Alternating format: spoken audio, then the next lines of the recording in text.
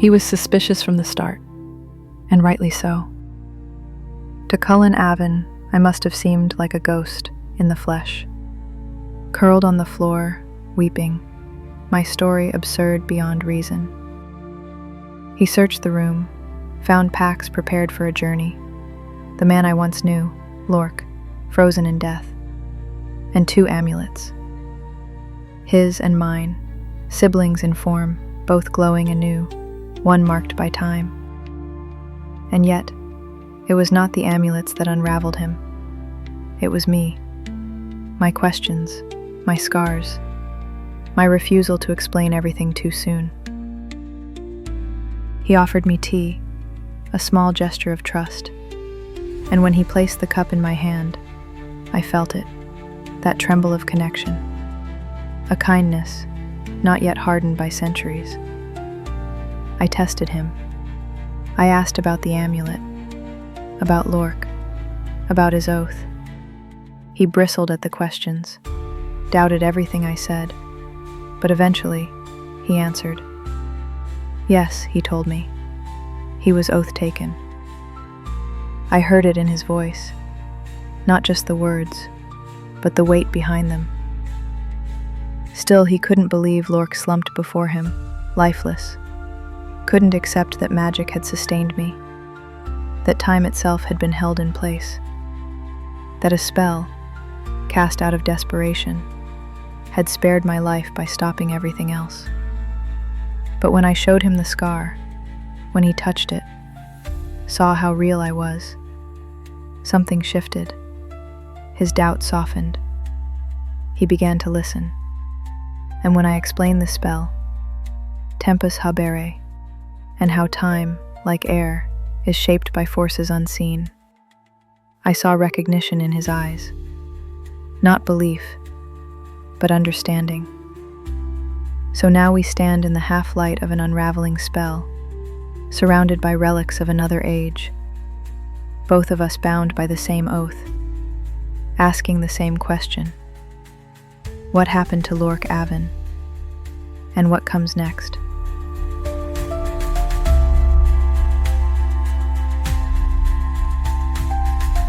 You're listening to the Dark Razor Chronicles, Episode 6, The Last Point. I'm your host and author, Mike Carmel. This audio series is brought to life using 11 Labs voice technology. In today's episode, Cullen Aven uncovers more than secrets. He confronts a living relic of the White Circle. As Sharael's truths come to light, so too do the costs of loyalty, lineage, and faith. If this is your first time with us, I suggest you start with Episode 1. Otherwise, gather your thoughts, still your breath, and follow the voice of the blade.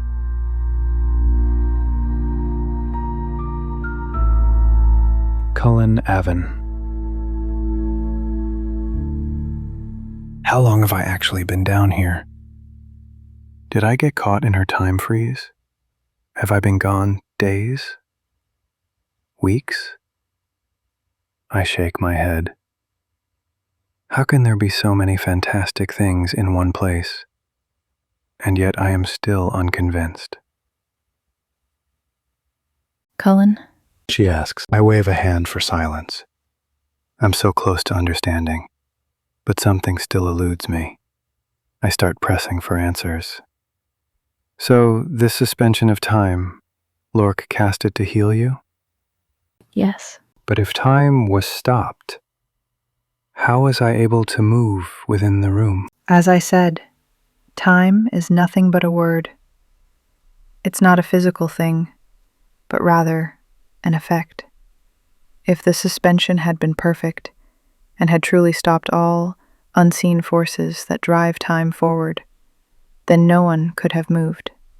You would have been frozen along with me. But as you experienced, time was not stopped, only slowed.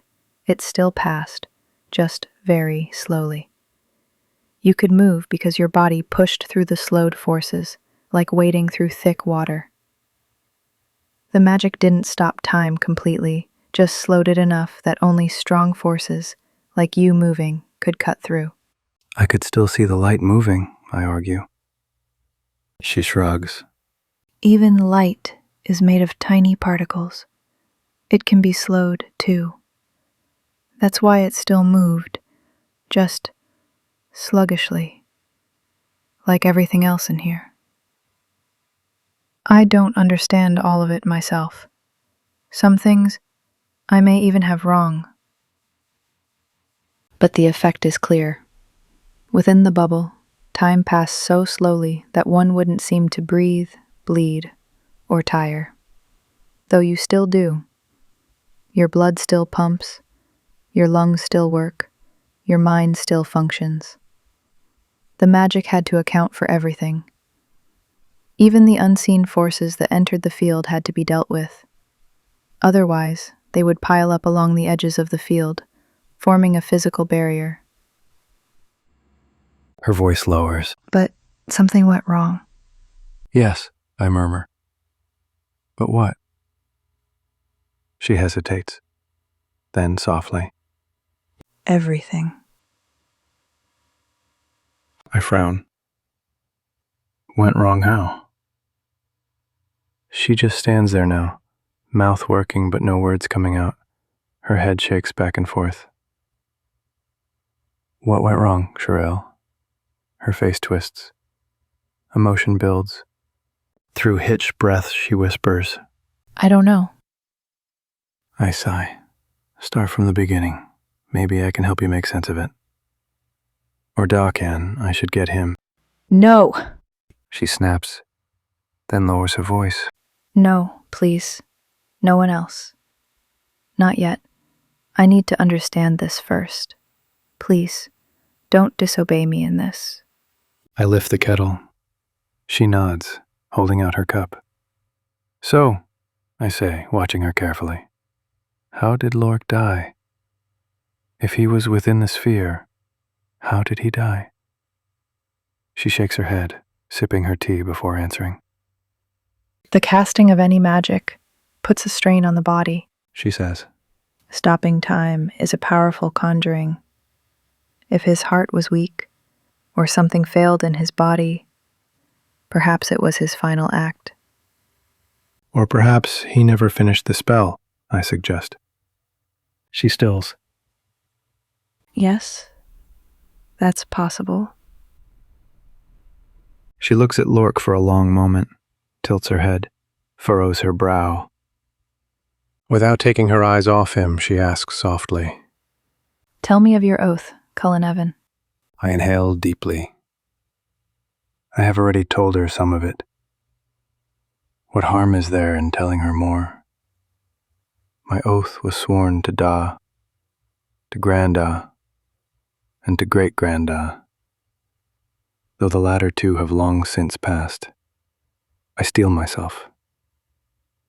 My family has served the White Circle for 189 years, and though the Circle is dead, we swore an oath to serve and protect, to be vigilant and heed the call if ever raised.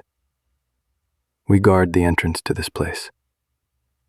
I pause, glancing back at Lork, realizing I believe that much. He is the one to blame. Lork Aven swore the oath and committed our family to generations of duty. I do not fault him for making the vow. He must have had good reason. But he failed us in the telling. The details, the why, the duty itself. Though perhaps he should be forgiven now that I know of his passing. Still, in some way, he succeeded. If he had not, the duty would not have survived at all. Asking us to believe without proof has forged the Avens into a family bound by loyalty and vigilance. Now, this woman claims to be 200 years old. If she speaks the truth, she can tell me everything I've always wanted to know about the oath. But I don't ask. Not yet. If she thinks I believe her, she may hold back. So instead, I press on. What went wrong? What brought you here? Her gaze snaps to mine, and to my surprise, she answers. Not cautiously, not cryptically, but in a sudden, frustrated rush. I don't know. She exclaims with exasperation. I don't know how any of this happened. It's also absurd. I had the Costa Novacula. All that was left was to cast the Subitus Lanoe Magicae. And I would have been teleported to the circle. Yet, somehow, I ended up here. The foreign words stick in my mind. I attempt to repeat them. What do you mean by? She shakes her head, breathes deeply. They are words in the old tongue. I'll explain soon enough. But first, I need to understand what happened. I need to know why I was left here. She exhales, then fixes me with a pointed look. Tell me more about your duties. I know what she's doing, diverting the conversation, but speaking the truth, words I've never spoken outside my family, feels like it might lead somewhere. My duties? I have many, though I doubt that's what you mean. She says nothing, waiting. I sigh. When the cockerel crows, I'm a farmer. By early afternoon, I dedicate myself to the oath, maintaining the mausoleum, keeping it clean, tending to its security. By late afternoon, I train. Train? She asks. You know, the sword, combat, remaining able-bodied and all that. But above all, my duty is vigilance, watching for a call to service. I shrug. A call that has never been raised. Her eyes sharpen. On the contrary, Cullen Aven, the call came. You've just never heard it. Her words ignite something in me, a sharp anger. I expect her to try throwing me off, just as I do to her. But this strikes too deep. How would you know that? I snap. She doesn't answer. Instead, she reaches forward and takes my hand. Softly, she presses my family's amulet into my palm. The back faces up, its warmth pulsing against my skin, its glow reflecting in my palm. What is this? She tips the amulet slightly, allowing the etched symbols to catch the glow. I frown, frustrated at my own lack of answers.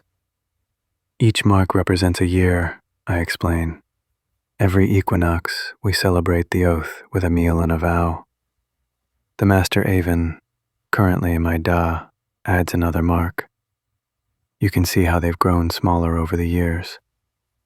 I don't think the Master's expected to serve this long.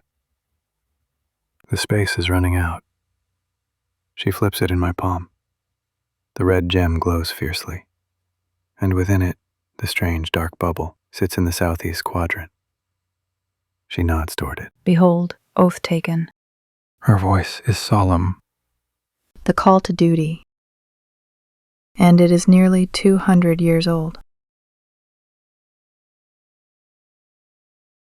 From the Dark Razor Chronicles. Heather Whitewater, Part 1. Daylight fades. The wind cuts low across the plain, brushing my cloak like a warning.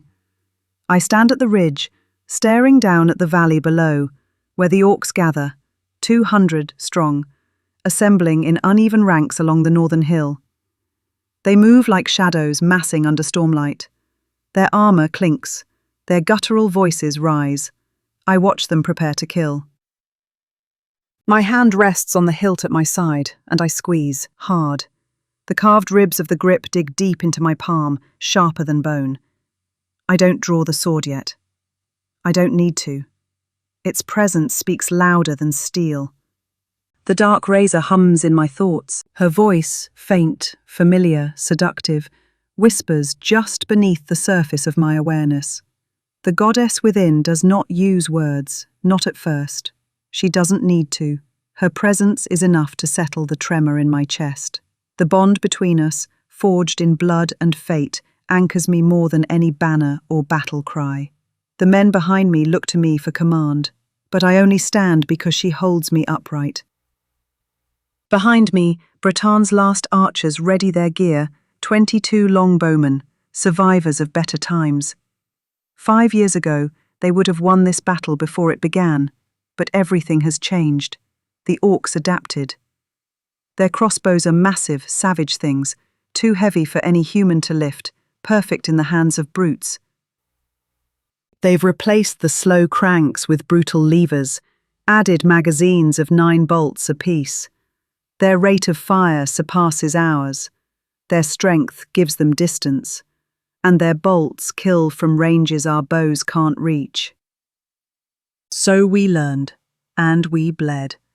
I haven't felt this kind of fear in a long time, but it isn't the orcs that haunt me. It's memory, it's that day, the choosing. The wind shifts and carries the scent of smoke and autumn leaves, just like then. I close my eyes, and for a heartbeat, I'm there again. The fire, the body, the silence after the strike. I'd thought it was nothing. Just a moment of courage. Just a thief. Just a rescue. 2 travellers pressed to the trees, a sword at their backs. I didn't know them, didn't wait for an explanation. I picked up a log from the fire and drove it down into the man's skull. He fell face first, never to rise. They ran. Never looked back. I stood there, staring, not at their retreat, but at the blade still gripped in the dead man's hand. It shouldn't have meant anything, but it did. Long, sleek, blacker than pitch, the sword lay across his chest like a wound stitched in shadow. It didn't reflect light, it consumed it. Thin as parchment, it still gave off the weight of something that remembered death. I'd never longed for war, not truly, not like the others, but I'd always longed for purpose. I was 19. Beautiful, they said.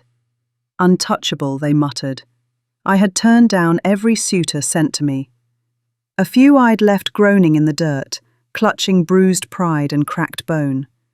It wasn't that I despised men, I just couldn't pretend I was anyone's prize. And the village never forgave me for that. By then I was already an outcast, but this sword, it saw me. I knelt beside the corpse. I reached for the blade, not the hilt, not yet, but the flat of the steel just above his hand. My fingers touched it, and something like lightning shivered through me. I gasped, pulled away, but it was too late. The hunger had found me. I pried his stiff fingers loose one by one. They cracked, dry and cold, until the grip gave. The sword slipped free and landed softly on the dirt between us. I didn't reach for it right away.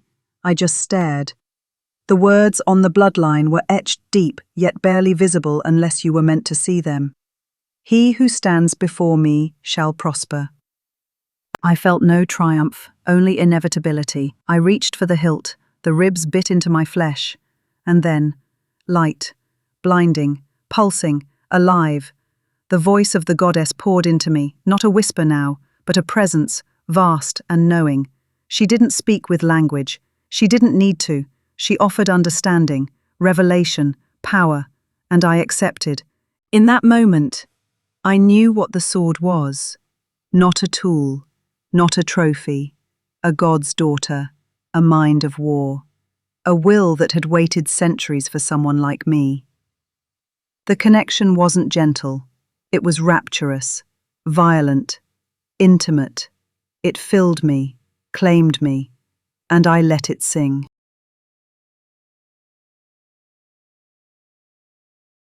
Cullen Aven. I blink. How? How is this the calling?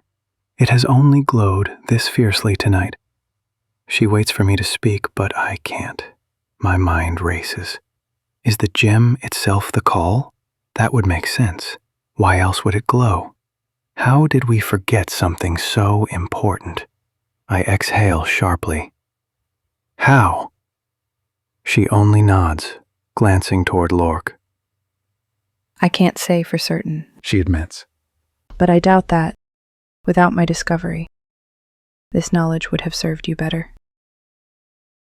That's true. But you woke so easily, I point out. Did I? Her brows knit. I only know that I woke. She studies me. What did you do? I frown. Nothing.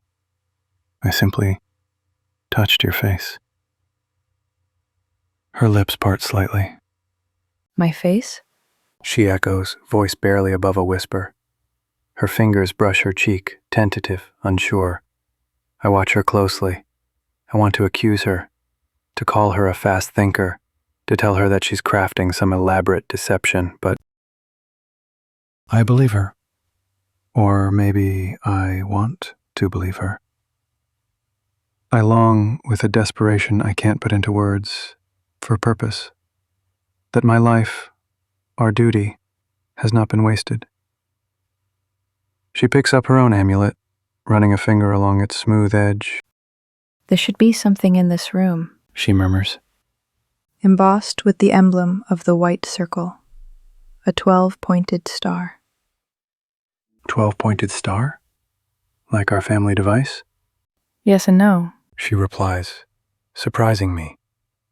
If she has been trapped here for 2 centuries, she shouldn't know what my family's device looks like. But then she clarifies. Like the devices of all oath taken, a 12-pointed star with a weapon drawn within. That symbol alone is not enough. We need to find something sealed by the white circle. I narrow my eyes. So other families use the same device? Yes. The star is always the same, but the weapon differs. All but one are swords of different stature. All but one is a battle axe. Battle axe? She doesn't respond.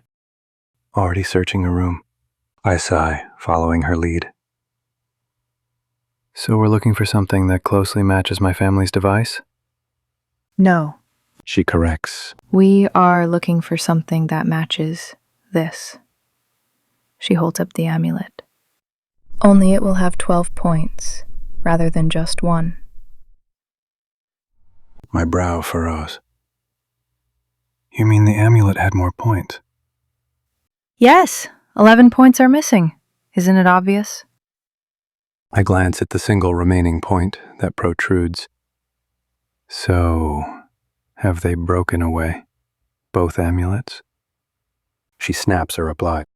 No, you imbecile. Don't you know anything about what you're a part of? My frustration boils over.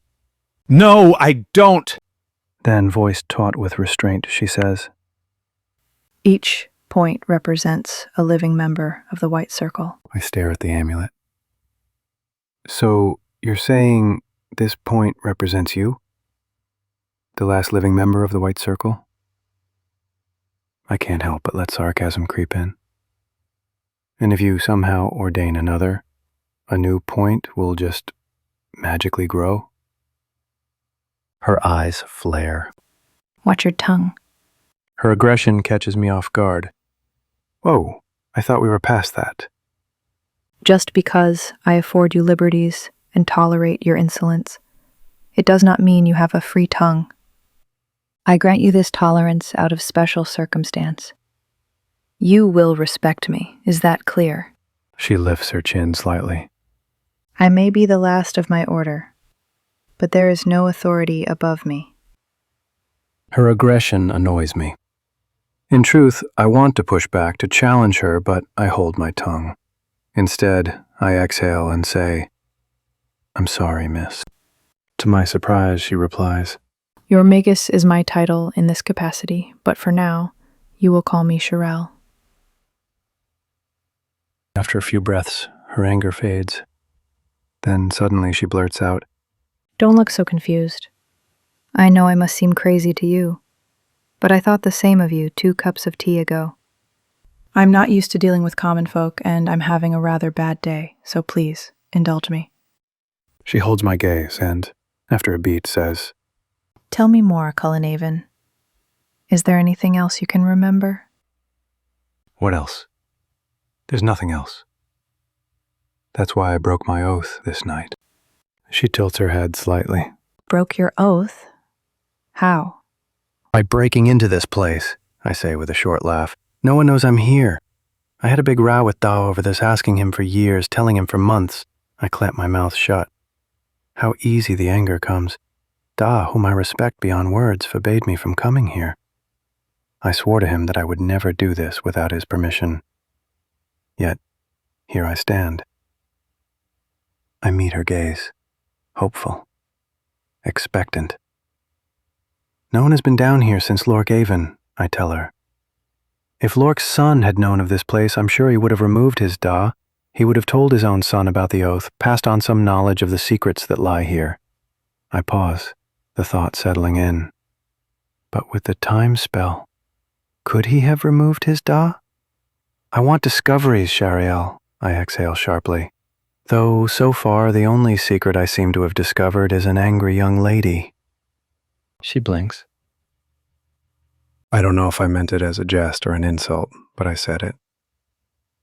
After a beat, I ask, is it so wrong to want knowledge of what I do? She considers me for a moment. Then quietly, she replies, Well, those who have faith in the gods do so without proof. Yes, but to spend a lifetime guarding something without knowing its nature, who's ever heard of that? She lifts a brow. Really? Her tone shifts, like a teacher correcting a child's misconception. Then she says something that cuts deep. Does a hired guard have the right to inquire after what's in his master's safe room? Her words hit nearly the same ones Da has been telling me my whole life. Heat flushes through me, shame following close behind. So, I've broken my oath, I mutter. To my surprise, she shakes her head. No, not at all. I blink. In fact, She continues. you are the first Aven, in a long line of Avens, who has finally heard the call. Her voice softens slightly. Of your word to your father I cannot say, but to the oath, to the white circle, and to me, you have finally begun to fill your role. Shyster or not, her words lift a weight from my shoulders. She glances around the room, but my thoughts drift, circling around what she said. I did break into this place against Da's wishes. Of that I am guilty. But when I show him what I have found, when he sees this, when he examines it for himself, perhaps he will forgive me? No. Even if I am right, even if she speaks the truth, he will still see that I broke my word to him. Her next words surprise me. I need to dress. The statement feels like an ending, at least to our battle of discovery. Of course, I can't expect her to stand wrapped in a sheet all night. I glance at her. The sheet is clasped in one hand, her form loosely outlined, her long yellow hair tumbling over her shoulders. As far as opponents go, I could ask for no lovelier creature. But looks do not define character, and I need to remain on guard.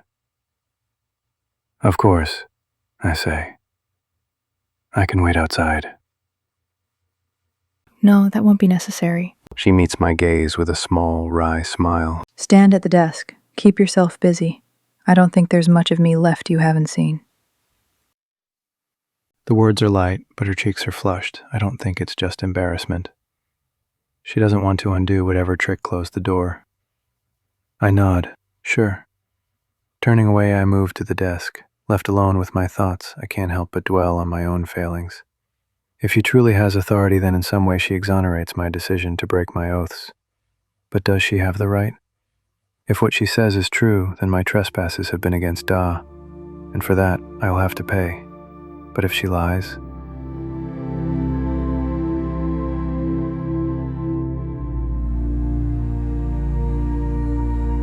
That was episode 6 of the Dark Razor Chronicles, The Last Point. I'm your host and author, Mike Carmel. This story was brought to life with narration powered by 11 Labs voice technology. When belief falters and duty begins to crack, what do we cling to? A voice, a symbol, a forgotten oath glowing in the dark. Cullen Aven has heard the call. But what if it's 200 years too late? If you're enjoying the journey, please subscribe, rate the podcast, and share it with others. Reviews help more than you know. They're the sharpest edge we have in helping others find the story. Until next time, let the blade speak.